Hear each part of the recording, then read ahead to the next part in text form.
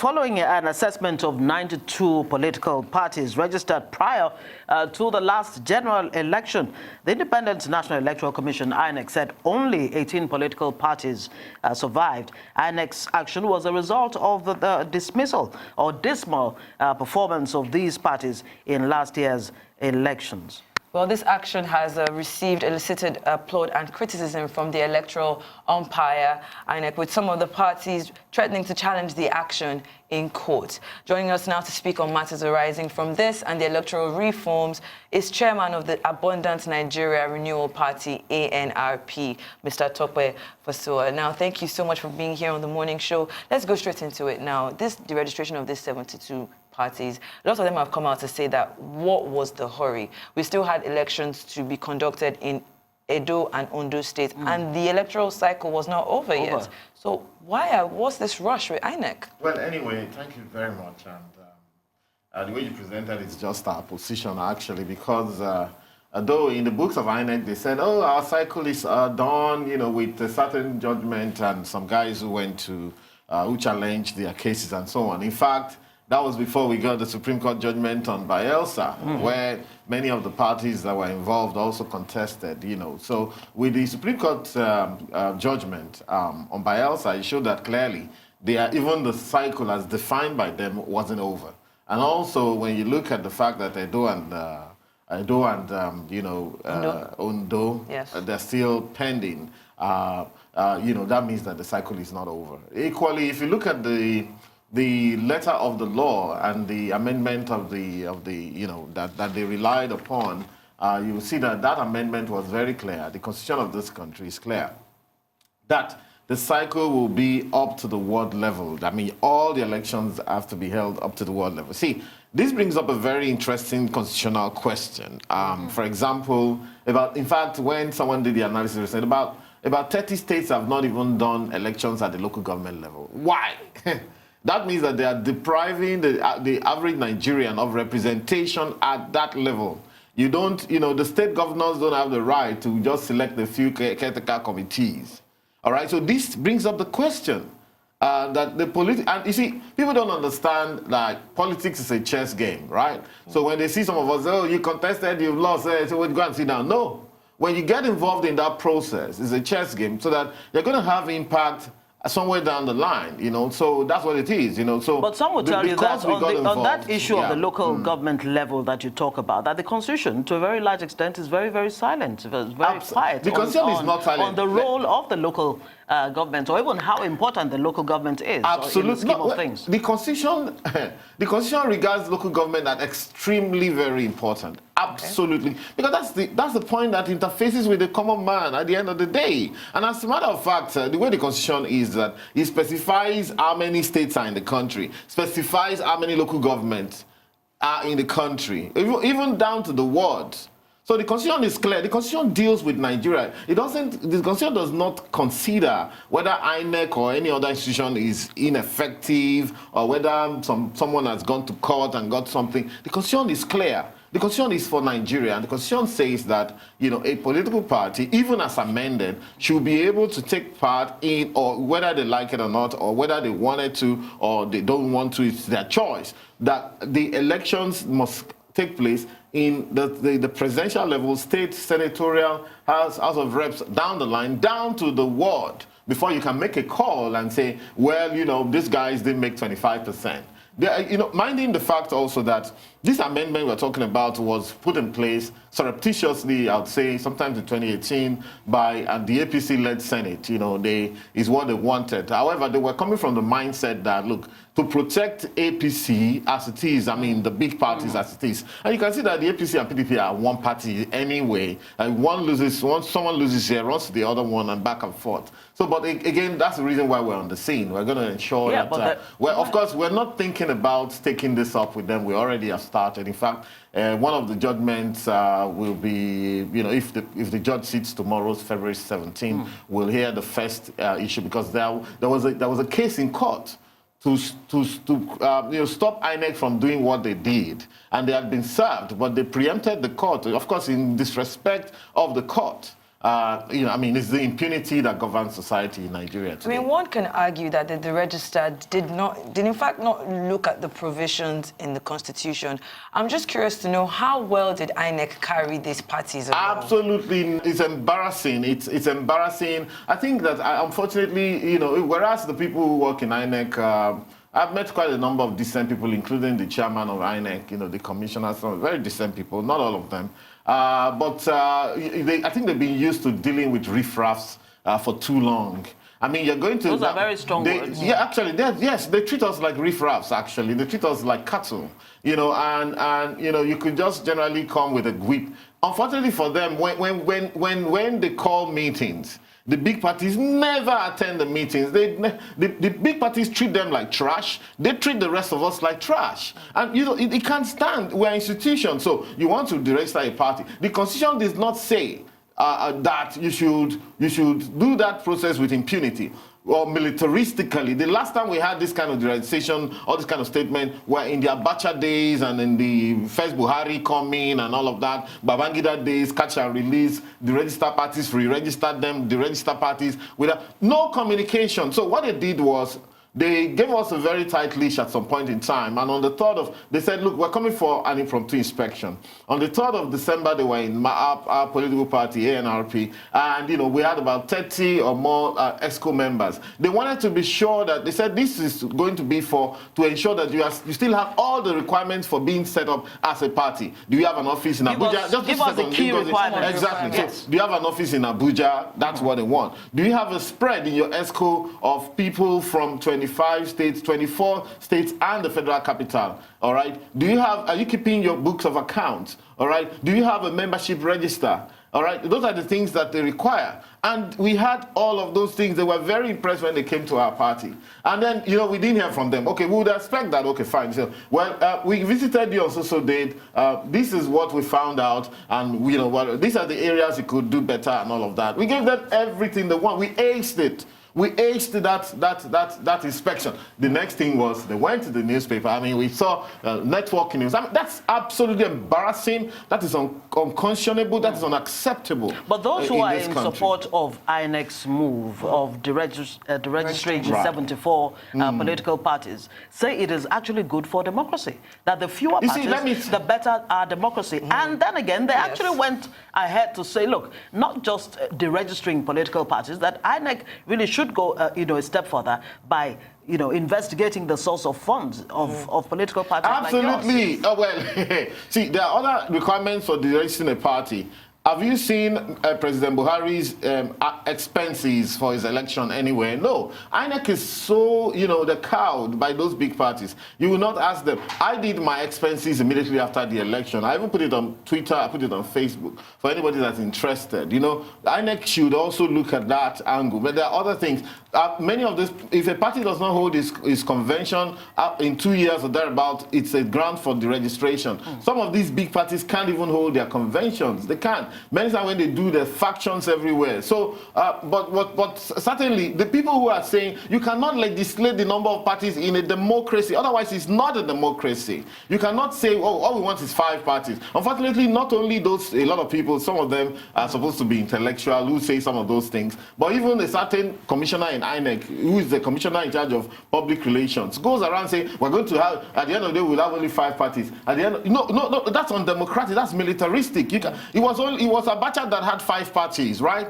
In most countries, even in Africa, many people will say, okay, all we want is a green party. They don't have to win elections. They don't have to win elections. Well, it wasn't just Abacha that had 5 political parties. In 79, we had 5 political parties, the NPN, the UPN, GNPP. I think there were more even. There were some that you probably didn't know about. This had to do with political ideologies that were clear to the voter, where this particular party stands. It can come up organically. There's a history to all of these parties, right? This APC today, you can trace it back to Action Group, which became UPN, which became SDP in the Babangida era, a little to the left, a little to the right. Babangida had just 2 parties and so on. Which became AD, which now joined with the CPC people and became APC. We can trace PDP today to PDP, to MPC. MPC, that ultra-right-wing party of Sardauna, became MPN, all right? And MPN became NRC. NRC became PDP, most of them. At some point in time, they started running into each other, and, you know, the lines became blurred. So there's no ideology. But the point is that among these parties that have been bullied, some of them are ideological. Some of them are, you know, there's something they represent. Our political party, ANRP, most of our members are very young people. We're pragmatists in nature. We say, listen, we don't believe in socialism or capitalism. We believe that the best policies from either socialism or capitalism should be picked by Nigerians, and that's what will run. That common sense is what should rule our economy. That's what we believe in, and we stand to that. You know, so the point is that so people who say you cannot say because you are irritated by a number of parties. As a matter of fact, I probably would tell you that it's even disappointing that we could only find 92 people or 92 groups who will try to say they want to rescue this country by forming a political party, which is the only platform recognized by the Constitution to have political fundamental change in a society.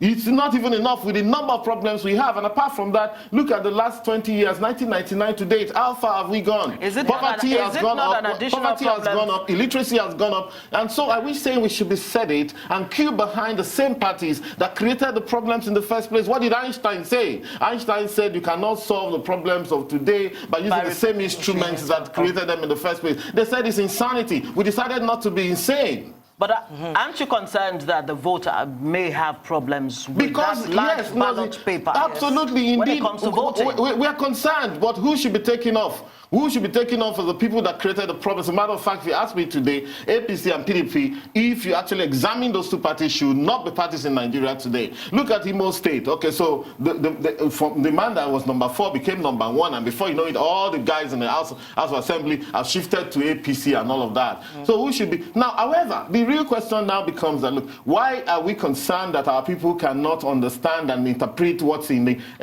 electoral paper, in the ballot paper? Because more of them are illiterate now than they were in 1999. That means that there's a need for a change, and there's a need for a proper change, not the kind of 419 change that's been sold to this country. There's a need for something fundamental in terms of the thinking. How many of them in APC and PDP can articulate themselves properly and define where this country should be going? How many of them have visions? Okay, Mr. So I'm going to have to come in here. We know there's a pending case with the Action People's Party. I'm curious to know what is in lines for ANRP. We're going on a break now, and when we come back, we'll continue this conversation.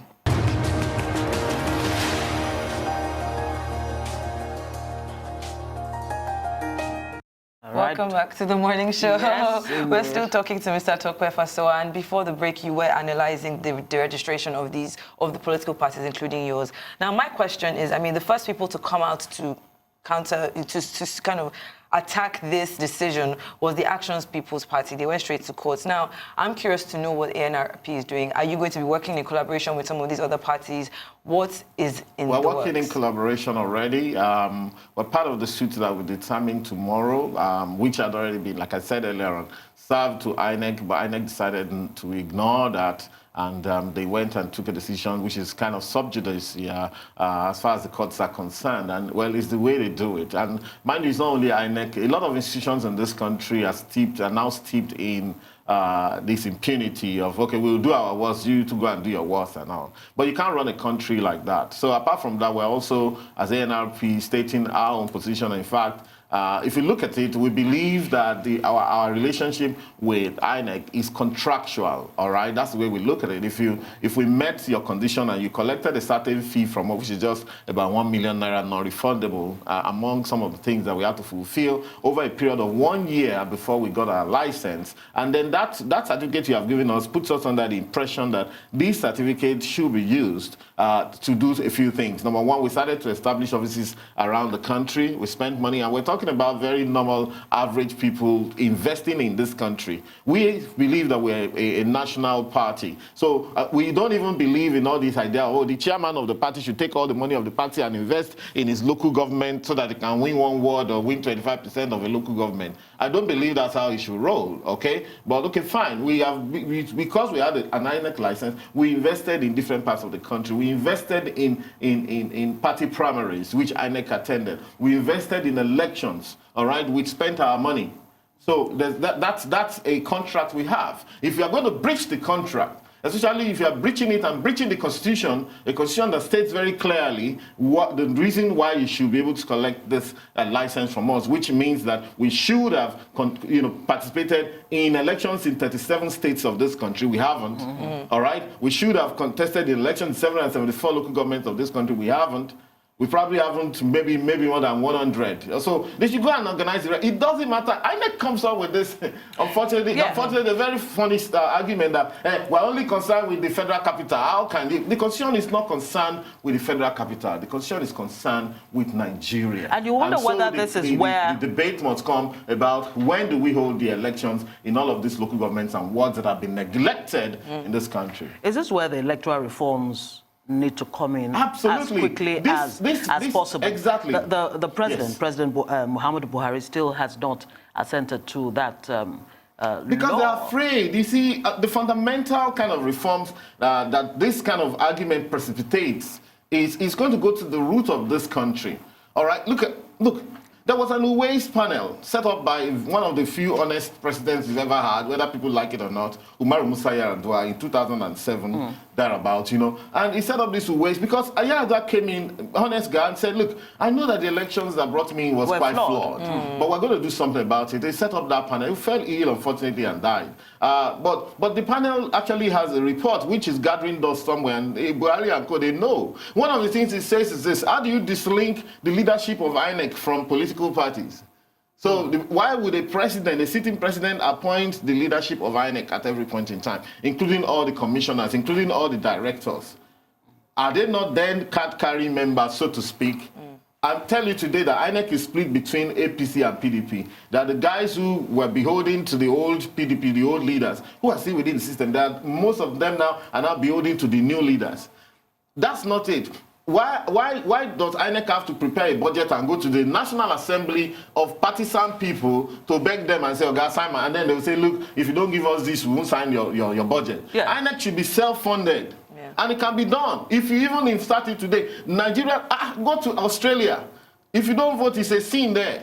How do they do it? If you don't vote, it's a crime. It's a crime. Now, what you can do is to say, okay, just as we are paying, if people have to pay, if companies have to pay 0.01% of their profit into a certain fund, a political fund, that funds INEC, just as we're funding educational tax fund. It's that important. The politics of this country is what is killing this country's economy and every other thing. The politics is our problem.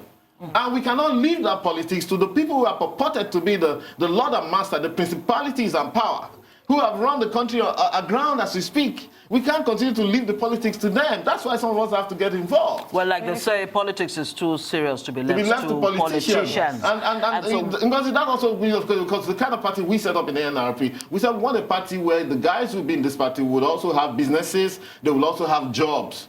That we were tired of professional politicians, all these guys that, they do absolutely nothing. Wake up in the morning, wear big clothes, and then move around and put every government agency under pressure and get money from them. A lot of them have responsibilities they can't manage on their own. Those are the ones that will have 10 wives, 100 children. And Nigeria is, yes, it is wrong. And all of these things say, but INEC seems to have provided, in politics. INEC seems to have provided some kind of window, saying it will continue to register political parties as long as they meet the requirements. It's not a window, because the truth, let me say this. Number one is that, as a matter of fact, when my position is that, look, there's no scientific basis for the deregistration they did.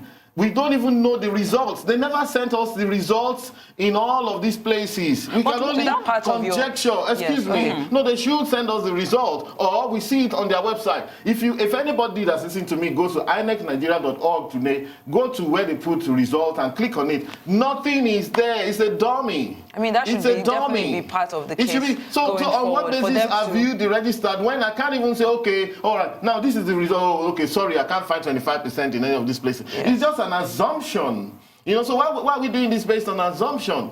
It will fly. You know what I'm saying? I understand. We definitely understand what you're saying. But to even move forward, we are talking about electoral reforms, and one of the huge ones that has been pushed for a lot of years is the e-voting, and that e-voting kind of takes care of these tedious processes. It would be easier to calculate the spread even down to the local government. The same people will tell something that people are too illiterate. You can't bring e-voting and all. Everything is being done to stall the kind of fundamental reforms you know, that we need in this country. But you see, these reforms must come. Even in some of the West African countries, they're beginning to do some kind of e-voting here and there. You have to start from somewhere and begin to work it up, you know. But we still are very much in that voodooistic era where everything is dark, you know, and of course the INEC is rewarding violence and corruption now, because I think that some of the parties that are being deregistered, so quote and unquote, which won't fly anyway, but because we didn't have money, or we didn't have the mindset to hire guns and go and see how much we can grab and write for ourselves in the political space. Have we not seen it? Is it not clear? Why are we instituting and consolidating fraud and violence in this country? See what happened in Kogi State. Is that election? Is that the way we're going to be going? You know what I'm saying? It can't work.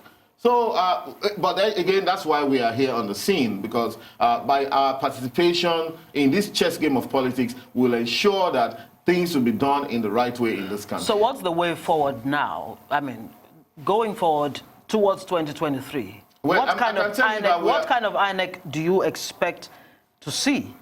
Unfortunately, the INEC we will see, this government doesn't have that reform mindset. So the INEC will see is the same INEC you see that we have seen already, who will continue to work for the big parties, unfortunately. But let me say that we are precipitating a constitutional crisis already, because at any point in time, there's going to be a deluge, a barrage of court cases against every election in this country.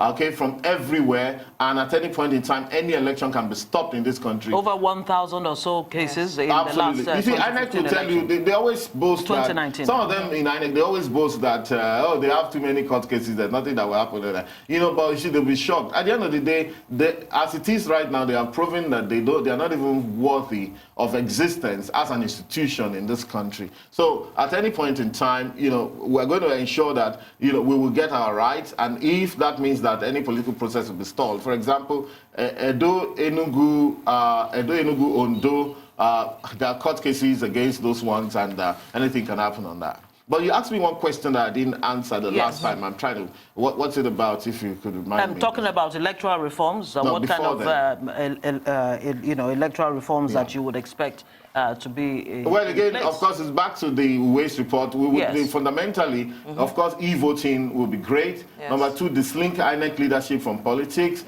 Dislink the funding of INEC from the National Assembly. They don't have, we need, if you would really achieve any level of independence, then these issues must be fixed. All right. Apart from the fact that, again, we must make it compulsory for voting to go for elections to go on at the local level, because that's the level that actually interacts with our people. We have actually neglected that, and that's a fundamental breach of the human rights of majority of Nigerians, especially at the rural level. And of course, President Buhari did say that he has nothing against diaspora voting, which is another absolutely. Diasporans contribute, you know, $25 billion to this economy. They have bought their right. You know, if you went to Senegal, in fact, in Senegal, they created about 15 seats in their House of Assembly, House of Representatives. We'll have to leave it there. Diasporans. We'll have to leave it there. TOPE FASUA, the ANRP, that's the chairman of the Abundant Nigeria Renewal Party. Thank you so much for joining us this morning.